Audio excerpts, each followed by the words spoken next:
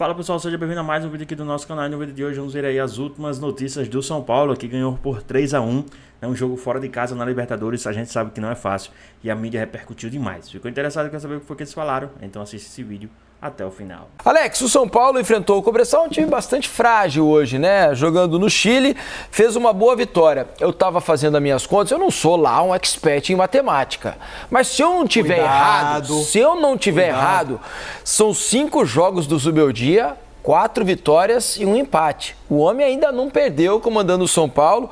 E um outro detalhe, que eu fui pesquisar, o São Paulo venceu seus últimos 5 jogos como visitante, marcando 13 gols e marcando 14 gols e sofrendo apenas 3. Isso tudo significa o quê, Alex? Boa noite. Boa noite, Felipe, Mansur, todo mundo que está em casa. Isso significa, cara, assim, tem um lado que a gente fala que a questão das trocas de treinador que acaba acontecendo, né? Às vezes não é a capacidade dele como treinador, é óbvio, porque o que a gente tem visto, a gente tem falado do São Paulo, igualmente do Botafogo. É um time que corre pra frente, cara, com energia e corre pra frente de maneira coordenada, né? Tendo a sintonia através de treinamento e eles buscam isso o tempo todo. Por isso que de repente o Arthur Jorge chegou aqui e falou: poxa vida, meu time não tá como eu queria fisicamente. Mas aí tem uma questão de comportamento. Que tudo de comportamento que você faz, você pratica, ele vira um hábito e o cérebro ele entende assim, o corpo responde. E o São Paulo, realmente, o Zubeldia, ele trouxe isso, né? Ele parece que ele acendeu esse São Paulo, que está inconformado se ele está ganhando o jogo ou não, e está realmente pegando o corpo e essa energia de uma maneira muito bem vista, que ele parece ser um cara tranquilo, né? Ele fala bem tranquilo, parece... É sempre enérgico na lateral do campo, né? Na lateral do campo ele joga junto, salta, dá carrinho. É gringo, né, cara? Esses gringos, eles são tudo meio assim, então eles conseguem colocar um choque a mais na galera ali, mas tem sido gostoso de ver o São Paulo, porque como o Botafogo a gente fala, tem essa característica que a gente pode comparar algumas coisas e ao mesmo tempo depois a gente conversar mais sobre isso. É isso, vamos começar a falar então por essa vitória, nessas vitórias do São Paulo fora de casa, 3-1 sobre o Cobresal. Algo que chama a atenção, antes da gente mostrar os números da partida, ô Mansur, como o São Paulo melhorou no aspecto ofensivo, né? Os gols estão saindo com mais naturalidade, o São Paulo tem criado mais oportunidades, tem sido um time mais gostoso de se ver jogar, né? Isso eu acho que é uma coisa que está bastante clara aí desde que o Zubeldia assumiu, não? Agora, para mim, o jogo de hoje, o Zubeldia tem feito de jogo para jogo algumas intervenções do time. Hoje ele muda o sistema, né? Em relação ao jogo do fim de semana com o Vitória, ele volta a uma linha de 4. Contra o Vitória em Salvador, ele jogou com uma linha de 5, com 3 zagueiros. E faz 2 mudanças Entra com o Ferreira, né? Isso. E entra com o Patrick. André Silva fica no banco. O André fica no banco e... Galopo. Do último jogo começaram o Nestor e o Diego Costa. O Galopo começou jogando o último jogo, né? Não, ele entra muito cedo. Ele entra ainda no primeiro tempo, né? Ele entra ainda no primeiro tempo por causa da expulsão. Exato. De um jogador do Vitória, e ele tenta tirar partido da expulsão. A minha sensação é que ele tenta fazer com que o São Paulo, ao atacar, os jogadores ocupem algumas zonas específicas. A escolha que ele fez para começar o jogo, ela para mim não teve tanto efeito para fazer o time conseguir. Primeiro que o São Paulo entrou numa rotação abaixo, entrou um pouco desatento, entrou um pouco competitivo no jogo e meio que despertou para o jogo após tomar o gol. Mas eu acho que não foi apenas a questão da rotação do time, da intensidade. Se a gente quiser até mostrar aqui no campinho como jogou o São Paulo, dá para explicar um pouquinho melhor o que me pareceu ter sido o São Paulo do início do jogo. São Paulo, no início da construção, tinha já o Igor Vinícius um pouco mais próximo, o Patrick um pouco mais... Essa posição do Igor Vinícius participando mais próximo da saída já não é, para mim, tão ideal para um lateral que é essencialmente um jogador de passagem, de corredor, muito ofensivo. Ele fazia o Luciano ficar aqui um pouco mais perto e trazia, às vezes, o Michel, o Luciano, para ser quase uma dupla de meias, com o Ferreira recebendo a bola muito numa zona intermediária por dentro e tinha dificuldade de ser tão influente no jogo por aqui. Quando acontece o gol do Cobresal, Primeiro que tem uma inversão de lados, né? O Ferreira passa para o lado direito, o Michel Araújo vem para cá, e aí o Michel faz esse movimento por vezes para dentro, para deixar o corredor, e o Ferreirinha jogando partindo um pouco mais de aberto. Acho que o São Paulo, a partir daí, melhora bastante no jogo. É evidente que tem a questão de ter sofrido gol, de ter dado um pouco mais de ritmo ao seu jogo, mas eu acho que a partir dessa mudança, os jogadores se sentiram mais confortáveis na sua função. Não que para o Ferreira o lado direito seja o preferido dele, mas especialmente para o Michel Araújo entrou muito mais no jogo, encontrou combinações, deu bola ao Luciano no passe para o primeiro gol, o São Paulo construiu para já ir para o intervalo com a vantagem de 2-1. A ponto de o São Paulo perdeu 2 gols em frente ao goleiro, né? Uma com o Caleri, aliás, 2 participações boas do Michel Araújo, né? Isso. Porque o Michel gira na marcação, o Michel por dentro, isso, né? Dá o passe no Caleri, ele de primeira na frente do goleiro, bate em cima do goleiro então, do Cobressal. E depois, o lance seguinte, um contra-ataque, o Luciano pega a bola atrás do meio de campo, e completamente sozinho. Aliás, eu tenho percebido que os jogadores hoje em dia estão com menos, não sei se é menos confiança ou estão com medo dos goleiros, que estão cada vez mais rápidos, né? E mais capazes. Mas a gente vê menos hoje o atacante, nessa condição que estava o Luciano, tentar driblar o goleiro. Ou os defensores, né, mais rápidos chegam antes, ele está conduzindo a bola, ele não vai ser tão rápido. Mas a distância era muito longa ali, né? O Luciano estava muito sozinho.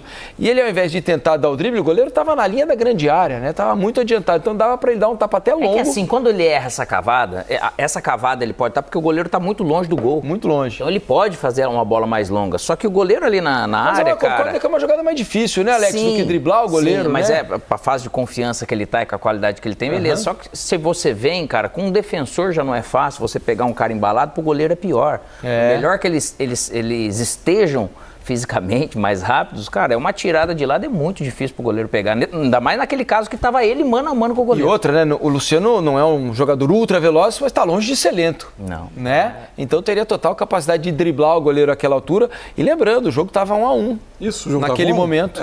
O jogo tava 1-1. Pra mim, assim, a grande diferença é que para fazer esse papel de sair da esquerda para dentro, era muito mais confortável pro Michel do que pro Ferreira. E aí eu acho que essa mudança começa a destravar um pouco o São Paulo. No intervalo tem outras, com 11 minutos de segundo tempo, ele faz mais 3 mudanças, né? Sai o Michel Araújo, entra o Eric, na verdade o Eric entra pro lado direito do ataque do São Paulo, entra o Nestor no lugar do Bobadilha, é o Nestor quem vem para fazer o lado esquerdo do ataque, e entra o Galopo, saindo o Ferreira. São Paulo passa a ter essa formação. E é curioso como é a segunda intervenção do Zubeldia no jogo e a segunda intervenção que tem um resultado muito rápido. Porque uma das primeiras bolas que o Nestor recebe, também fazendo um movimento que é bem familiar a ele, de iniciar um pouquinho pelo lado esquerdo, vindo para dentro, permitindo a passagem do lateral, ele acaba finalizando, fazendo um belíssimo gol com o 2-1. O jogo praticamente aí ficou resolvido. Ajuda do goleiro, né? Foi meio mão de alface, né? Foi um bonito chute. Foi um bonito chute forte e tal, mas o goleiro estava bastante inteiro na bola, poderia ter feito chega firme, coisa melhor. Lógico, mas o goleiro parecia defensável, né? Ele vai com as 2 mãos, acho que poderia ter... Mas ele bem posicionado, né, nesse sentido, viu e sentiu a jogada que ela poderia vir daquela maneira, rodando por trás ali, ele foi muito feliz, foi muito bom o chute. E a partir daí o jogo estava praticamente resolvido. São Paulo foi controlando o jogo, administrando. E depois teve o bonito gol do Caleri, né? Fechou o jogo. A jogada foi bonita, né? Um lançamento para a direita. O Eric toca de primeira para o Caleri. O Caleri ainda com a bola no alto, dá o tapa por cima do goleiro. Entrar na primeira, né? Consciente, né? Ele encobre o goleiro, a bola toca na trave e na volta ele próprio. De teimoso, ele foi lá para conferir, né? Caleri fez o terceiro gol. Agora tem entra o André entra no lugar do Luciano.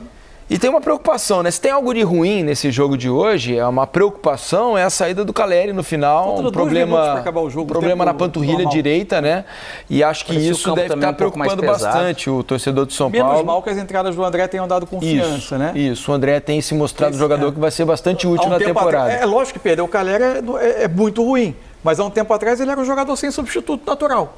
Hoje você tem um jogador... E o problema de lesão é o destreino, você tem que retreinar, você perde muito tempo para esse embalo que tá o time com ele mesmo jogando, né? O André ele pode estar sendo opção, mas ninguém quer perder ninguém, né? A vantagem do São Paulo hoje é que, além de ter encontrado alguns padrões de jogo melhores do que o time vinha praticando, você tem algumas entradas de jogadores que você tem muito mais confiança de que eles vão render do que há um tempo atrás. Sim. O Galopo é um jogador recuperado nesse momento, né? O André foi um grande acréscimo. Tem jogadores Michel ainda Araújo, lesionados para entrar. O Michel Araújo mal, né? E já tem uma sequência versátil, de bons jogos. Jogador versátil, de várias posições. Você pode ver o Galopo, ele entra, hoje ele entrou numa função, outro jogo ele já entrou em outra, ele ataca espaços de uma maneira diferente. Ele é um cara bastante versátil, né? E é por isso que você tem que ter, isso tem treinadores e treinadores, assim, né? Sensibilidade. Além de ter uns treinadores que têm essa felicidade de entrar, quem ele trocou vai lá e já dá retorno. E isso gera confiança, né? O Bobadilha tem voltado a ganhar espaço, que também estava meio escanteado. Total, né? E tem uma outra coisa que eu já falo há bastante tempo. O Alan Franco me parece dar muito mais segurança do que o Diego Costa. Né? Com o Alan Franco no time, eu tenho a impressão de que a defesa do São Paulo fica mais segura. Tem sido assim, pelo menos, nesses últimos jogos. Me parece que essa vai ser a formação quando ele quiser linha de 4. O Diego, eventualmente, tem entrado quando ele quer ter 3 jogadores com características de zagueiro, mesmo que ele use o Diego, por vezes, marcando como lateral, como ele já fez em alguns jogos, deixando o Igor Vinícius um pouco mais, quase numa linha de meias, um pouco mais adiante. Me parece que essa zaga com o Arboleda e Alan Franco vai ser O Alan Franco tem um pé melhor. O Alan Franco demorou, hoje tendo ritmo, ele se demonstra, pelo menos no momento, parece mais seguro mesmo, com bola e sem bola, só que o desenho também do time, ele favorece, né, hoje em dia. Por mais que sem bola, algumas pressões que o São Paulo tenta fazer, Mansur, parece que ele tem deixado esse, eu não sei se de propósito ou não, para fazer esse entre linhas, às vezes os times lá de fora, eles marcam muito mais deixando a lateral. E às vezes os treinadores aqui, eles não querem deixar muito isso, querem marcar tudo e acaba sobrando uma bola ou outra para sair. Então isso tudo é ajuste que tem, mas acaba o time estando melhor posicionado, ele facilita também para que o Alan ou o próprio Diego sofra menos. E hoje, por exemplo, o Luiz Gustavo ficou no banco. O cara que está voltando, né, já mostrou de novo que tem condições de brigar por uma vaga no meio do campo do São Paulo. Hoje sequer foi acionado, fez ótimo jogo, fez gols, inclusive, já terceiro gol, ele tem 3 gols em poucos jogos no São Paulo. O Luiz Gustavo já marcou 3 gols, hoje sequer foi utilizado. Então o São Paulo consegue, como eu disse no princípio do programa, sua 5ª vitória seguida fora de casa. Os adversários, Atlético Goianiense, né? Barcelona de Guayaquil, o Águia de Marabá, jogo que aconteceu lá no Mangueirão, em Belém do Pará, e o Vitória no Barradão, além desse jogo de hoje contra o Cobressal. São vitórias que ajudam a melhorar a autoestima, né, do time, a confiança, e acho que mostram, porque eu acho que algumas pessoas faziam uma avaliação errada sobre o elenco do São Paulo. Eu acho que o São Paulo tem um bom elenco. O São Paulo não tem Rato, não tem Lucas... Perdeu o Pablo, né? Perdeu o Pablo, exato. Então Maia. São vários jogadores que continuam no departamento médico. Mas aos poucos eles estão voltando. O Nestor voltou, né? O Michel Araújo ficou um tempo fora, voltou. Eu tenho uma enorme dificuldade de entender como, em dado momento, a relação dele com a arquibancada se deteriorou.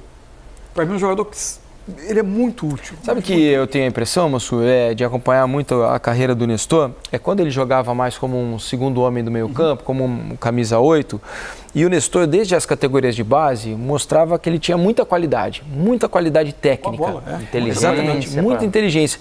E o que eu acho que o torcedor cobrava, e que eu também sentia falta no Nestor, é que com toda a qualidade que ele tem, com a canhota calibrada, ele tem bom chute, bom passe, ele decidia poucos jogos para o São Paulo. Eu acho que ele participava pouco das jogadas mais decisivas do jogo. Então ele acabava que participava bastante do jogo, tinha um bom entendimento, mas com passes mais laterais, passes mais burocráticos, sendo que ele tem condição de fazer muito mais.